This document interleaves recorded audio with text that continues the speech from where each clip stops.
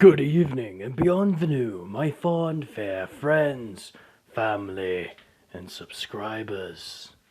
This is your humble narrator, Diomedes Rouge, here to bring you, well, part 9 of What If Issei was the reincarnation of Escanor. Now, before I get started, I must say I apologize. This week has been crazy. So I apologize for not uploading sooner, but as some of you may know, I'm Louisianan. It doesn't snow here. It's snowing here. It it's like hell froze over. So yes, kind of awkward. Due to that, hours have been increased, yada yada yada. I will do my best to make better, and if I don't at least put up 3 episodes for the week's over with, well, I'll continue it on into next week. Now, without further ado, we shall get back to where we last left off. Where we last left off, Gaspar entered his assault mode to confront, well, the current big bad white dragon emperor. Oh, yes, in his full juggernaut state. And as such, the battle ensues. Gaspar taking precautions while fighting, obviously. For he knows he's not a mainline fighter. But he will do his damnedest to at least buy, well, Eris some time to heal our poor, injured Issei. And so, the battle commences.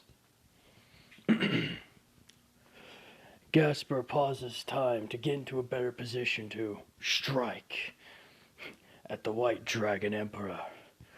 But upon making contact with him, well, the sword does no good. Even in his assault mode like state, he can't pierce that hide. Oh. But that doesn't matter much to our good old friend, the White Dragon. No. A simple slam from the tail sends him flying back as he impacts the wall and coughs up a bit of blood. Then everyone hears, "Divine dividing!" However, the area which he was supposed to affect, Gaspar's no longer there. Where is he? Simple. He's now above. Combining time manipulation and, well,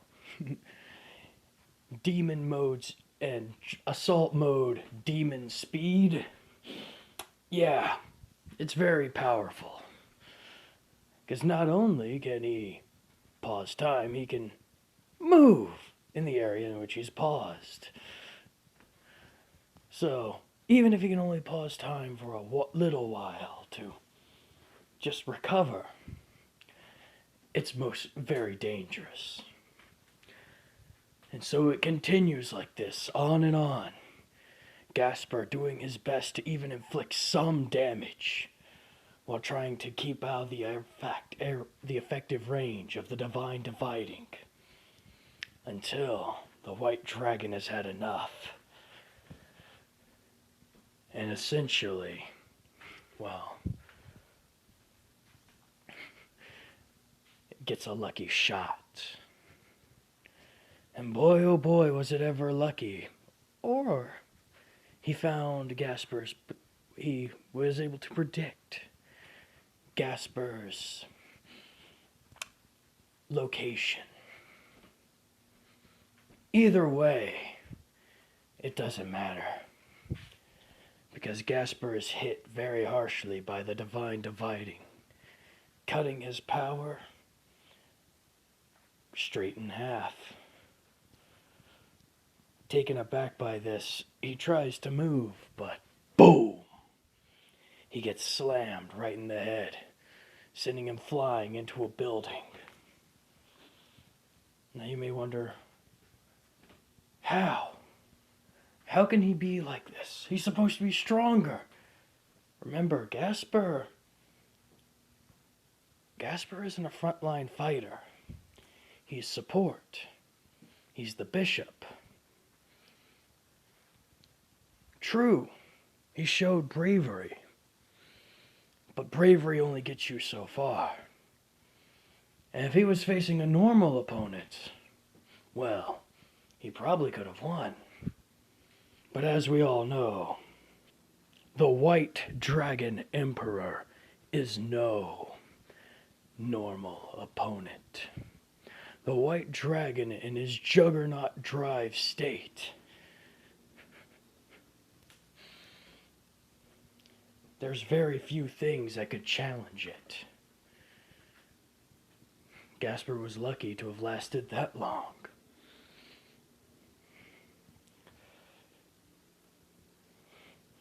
As he approaches Gaspar's body,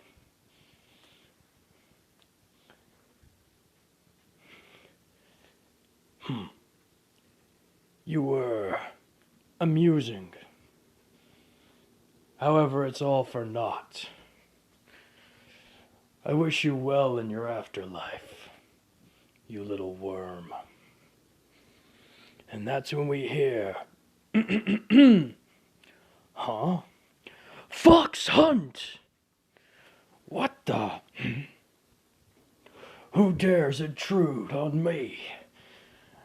As suddenly a purple tendril shoots out. A purple beam of energy attaches itself to the White Dragon and begins to not only pull, but drain him of his strength. What the hell? Distracting him ever so for just the briefest of moments, while a solid black blur appears and, well, moves poor Gaspar out of the way. Show yourselves! Gladly. May I do the honors, Captain? Go right ahead. As one man steps forward. I am Siegfried, son of Bon, the new fox sin of greed. It's a pleasure to make your acquaintance. Now, let us make beautiful music of this battle. Or correction, let this battle create beautiful music. That sounds about right. As next, and I am Ragnell, bear sin of sloth. It'll be a pleasure to kick your ass today, as he says with a cheeky grin. I am Eleonora, boar sin of gluttony. You will not harm the innocent any longer. I'm Leanne, snake sin of envy. I'm gonna kick your tail. I'm Edward, goat sin of lust. Sparkle, sparkle, sparkle. And I am Seriog Bale, lion sin of pride. And I'm Tina. As he turns over to his left, seeing that the black blur was in fact a small girl who is currently holding the poor injured body of Mr. Vale. And I don't like the idea of you messing with my husband's friends. So, I'm sorry, but I'm going to have to kill you, she says in a nice little smile. As Kiba walks over to Rias and says, well, Kiba, what's going on? Um, a couple of major things, Rias. One, I'm engaged. Um, really, yeah, it was kind of quick. Some would say virtually painless. Anyways, but yeah, and then we heard about this commotion going on up here, and so we kind of, yeah, things kind of got out of hand. She called in her entire prestige, if you will, and now they're all here. Except for one of the other members, but he technically quit a while back. It's kind of complicated. I'll tell you more about it later. As he kind of rushes over to his future wife's side, his fiance's side. um, hello, darling. Not now. A little bit busy. Why don't you go and see how your friend's doing? As now the battle truly commences. Oh, yes. Oh, yes, indeed.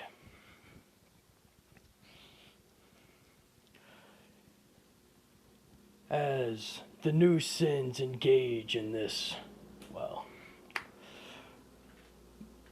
a one-sided affair, you could say.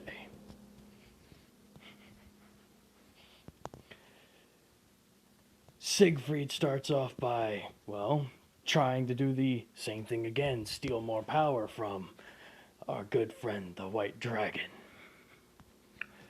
Unfortunately, as for this time, he's met with an extreme sucker punch straight to the gut, sending him flying, tumbling, and then smashing his head upon the rocks.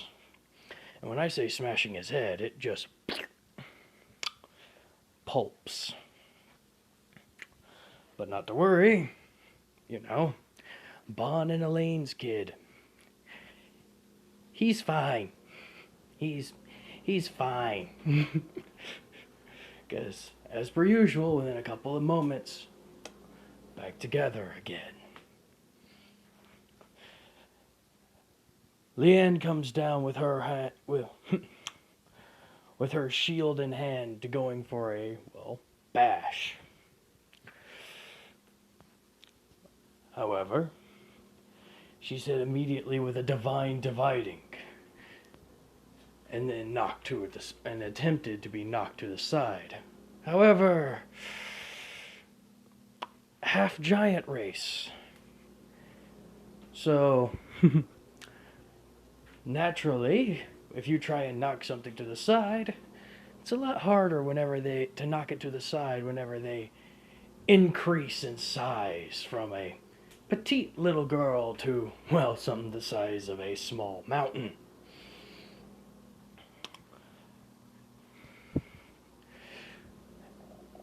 And at this moment, he's realized the error of his mistakes far, far too late, as he is in turn knocked to the side, sent flying straight up into the air, whereas he is turned met with a very fun sound of Spirit Gungnir, fourth configuration, Demon Claw. What? As he turns around to see, well, our good old friend here, now with a very, you could say, demonic looking gauntleted arm. coming down at very intense speed, smashing into him from above, sending him flying straight down,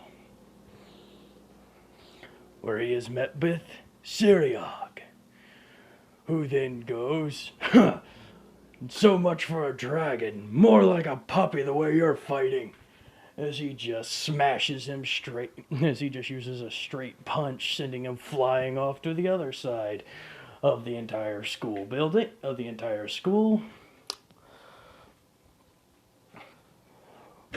where this girl has basically set up a perfect barrier to encapsulate the poor bastard. And upon him being ensnared by this, I guess it's my turn. Twin Bow Harriet, Foxfire, as a few small openings appear within the barrier, allowing, well, several beams of dark purplish energy to shoot through, and upon impacting the target,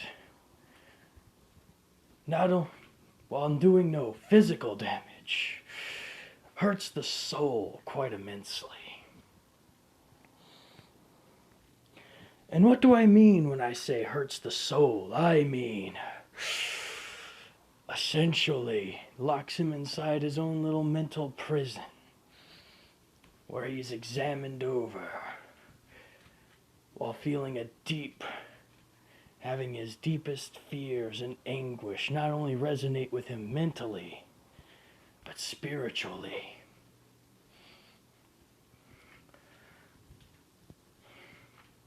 But we're going to pause from that at the moment. And we're going to take a look back over at Issei, who's currently being patched up, as Rias runs to his side. "Are you okay?" "I'll be fine. I just need to get back up." As Arya states, "Don't move just yet, you're still injured." "I'll be fine. I just need to get back up." "Partner, I don't suggest you move any further." "What? I can't just sit back and let that bastard get away with what he did. You're letting your anger get the best of you. If you keep going like this, you're going to go berserk and hurt everyone. Do you want that?" "No, then calm down. Anger is good. Blind anger is stupid. You're not stupid." You're right. You're right, I'm not stupid. Okay. Okay, I can do this. That's right. You can. Huh? We can do this, partner. And if you really want to get back in the fight that badly, I have a suggestion. What? Well, think about it. Your axe. What about Rita? Within it contains a lot of power. A lot of your power. Yes, get to the point, Drag. My point is, one of my abilities is to boost. However, considering how bonded I am with you, I can also, well, assimilate. What do you mean? You saw the way his sword reacted. Yes? Yeah? Well, think about it. If the sword reacted like that, imagine how your axe would. Let me absorb it into me. In turn, you can call upon it at will.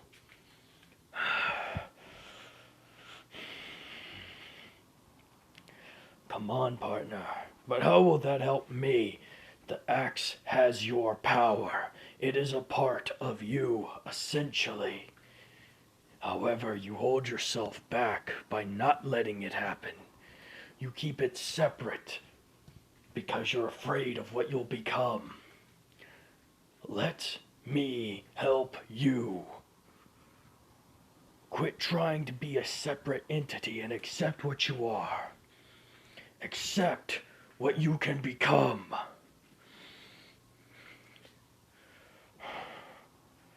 You're asking me to trust you again, huh? You know it, partner. All right, Drag. Let's do it. As he reaches out for Rita and begins to absorb it into the armor itself. His wings reignite with a golden fury as the gem on his crest begins to shine, and in the center of it, the insignia of the dragon begins to transform ever so slightly, gaining the maw, the face, and the mane of the lion.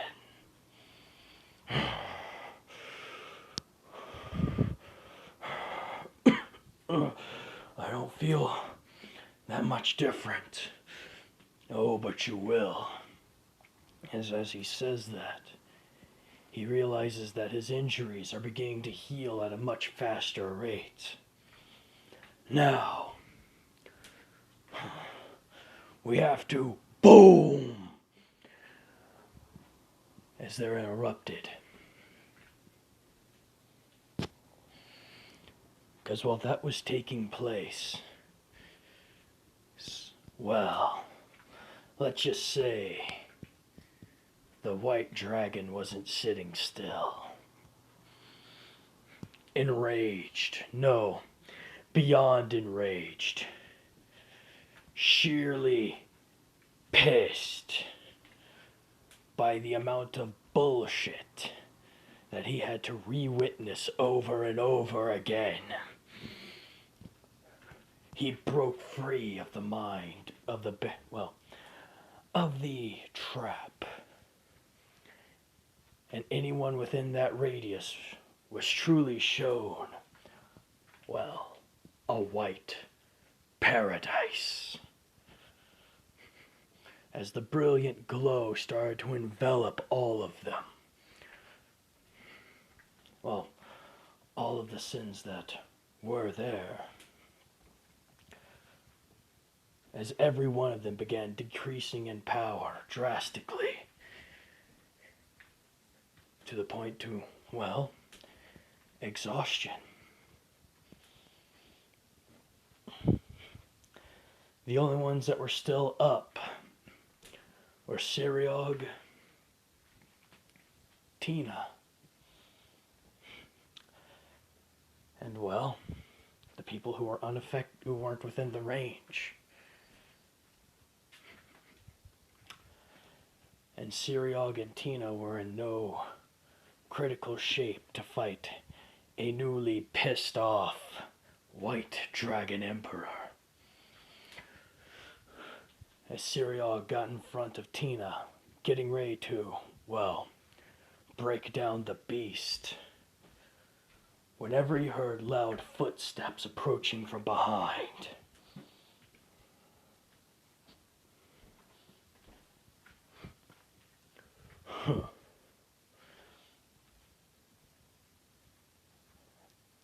He said, Drake tells him, "Are you ready for this, partner?" "Hell yes. No way in hell am I letting this overgrown bastard get the better of me. I'll show him the true depths of hell." As he calls upon Rita. "That's what I like to hear, partner. I think you're more than ready." "Ready? Yep. Now, say this phrase that I'm going to show you. I, who is about to awaken, am the heavenly dragon who has stolen the principles of domination from God. I laugh at the infinite and grieve at the dream. I shall become the red dragon of domination, and you shall sink into the depths of crimson purgatory. As a bright red light starts to envelop Issei, a bright golden light shines forth from within it. As it scatters and flickers around, breaking through to reveal. Boom! Red Dragon Emperor, Juggernaut Drive.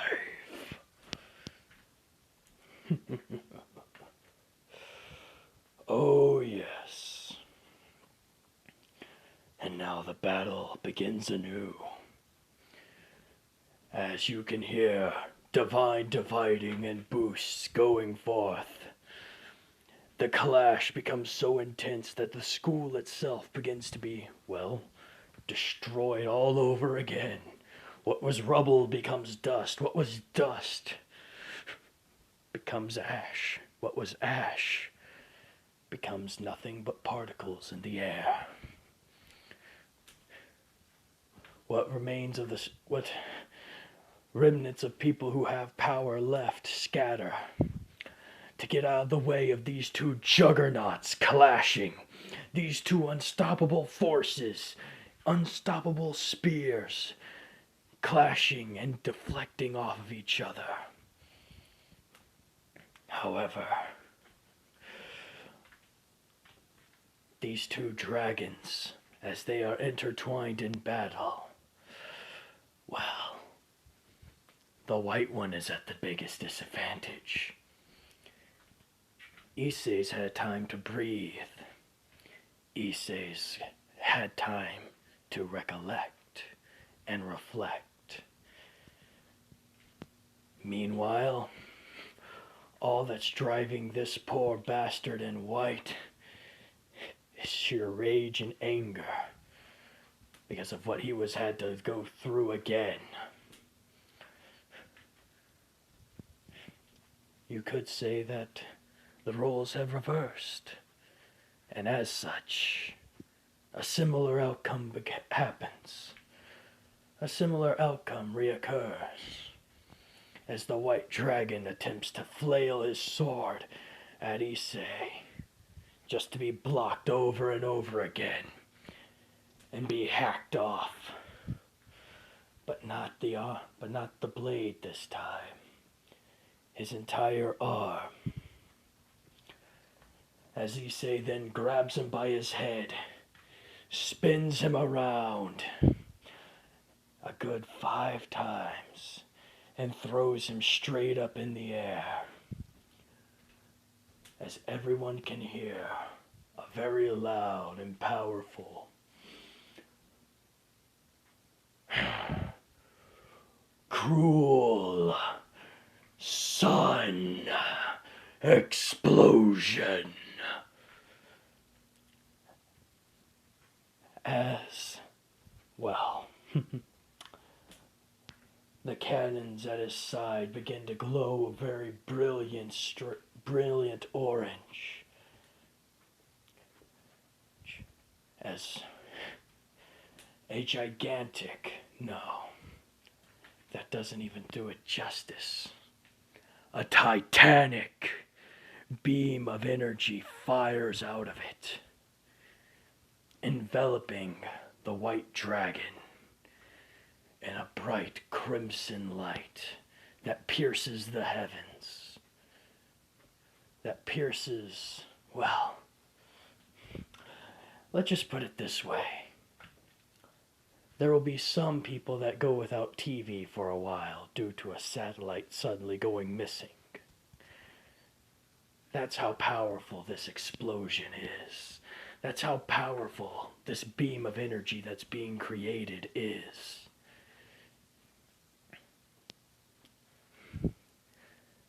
The white dragon is merely reduced to ashes.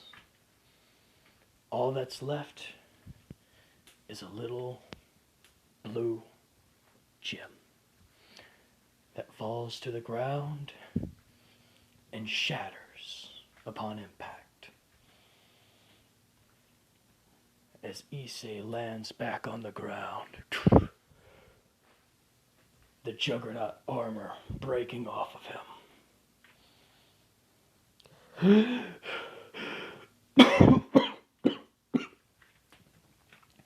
Oh, what was that? That was a taste of what is to come, my friend. A taste, indeed. You don't have full control over it yet, but when you do, you will be a true, well, you'll be near my level of power when I was around. I could still kick your ass. Oh! Ow, everything is sore. As, well, his girls all run up to him. And the Sins are kind of, well, Siriog is astonished. And Tina just laughs and goes, well, yeah, that sounds about right for the old Lion Sin of Pride. As Siriog kind of goes, wait, what? But didn't he die? Oh yeah, I didn't tell you. And you haven't been paying attention to the news again, haven't you? Not especially. Basically, the old Lion Sin got reincarnated. That's his descendant as well as, well, him. As Siriog begins to walk over. Don't do anything stupid, unless I don't feel like trying to track down another one of you. As he taps Issei on the shoulder. Issei quickly turns around to see this, well, to see this man. I am Siriog, the new Lion Sin of Pride, wielder of the Nemean Lion. It's a pleasure and honor to meet you. As he extends his hand, as Issei says, I'm Issei Hudo, formerly known as Escanor, Lion Sin of Pride. Or the old Lion Sin of Pride, I guess I could say. As he reciprocates and extends his hand. The grip they share, well, you could hear the tightening of the skin as it goes, the bones cracking and everything else as they, well, basically have a very good bro shake. They look at each other and just go, damn. You're pretty good.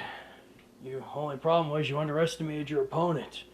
Issei tells him, yeah. Did not expect the whole cutting people's power in half. Over and over again. Relax, I didn't expect it either. Thank y'all for helping.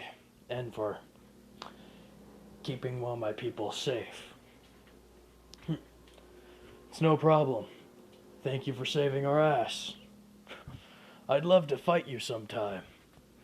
As a friend. Sure. I guess this old lion can show a young cub a few things. Then it'll be a pleasure. As they both kind of, well, separate. And Issei just goes, I do not know what I did to deserve this, but I am going to enjoy some time off. As Siriog says, alright, we need to go and train. And Tina just says, fine, but let me say goodbye. As she runs up and basically, well, runs up straight to Kiba.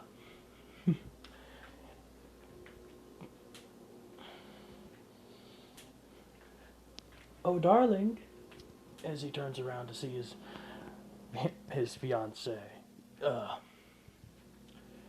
Yes, Tina? I'm going to be going now, and I have to take care of a few things as well as see that my people are, well, properly tended to. You stay safe, and don't flirt with anyone because, well, you know, you don't have to worry about that, dear. You're the only girl in my eyes now. Good, good. And I'll make sure to reciprocate and treat you nicely. Huh? As she grabs him by the collar and pulls him down for a very, very long and intense kiss before parting and leaving.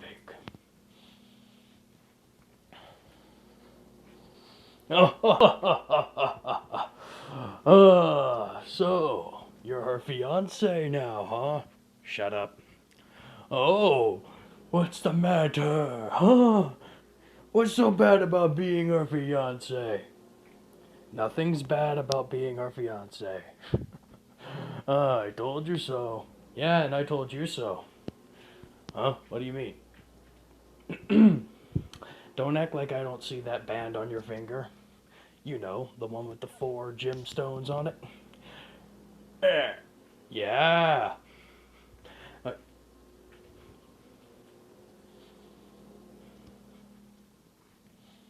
yeah. 4 gemstones. Sorry, it took me a bit to recount them. With those gemstones on it. Uh-huh. Yep, don't act like I don't see that shit. Well, to be fair, no. You can't go hassling me whenever you got trapped. My trap was a little bit more elaborate. Yeah, mine was very painful.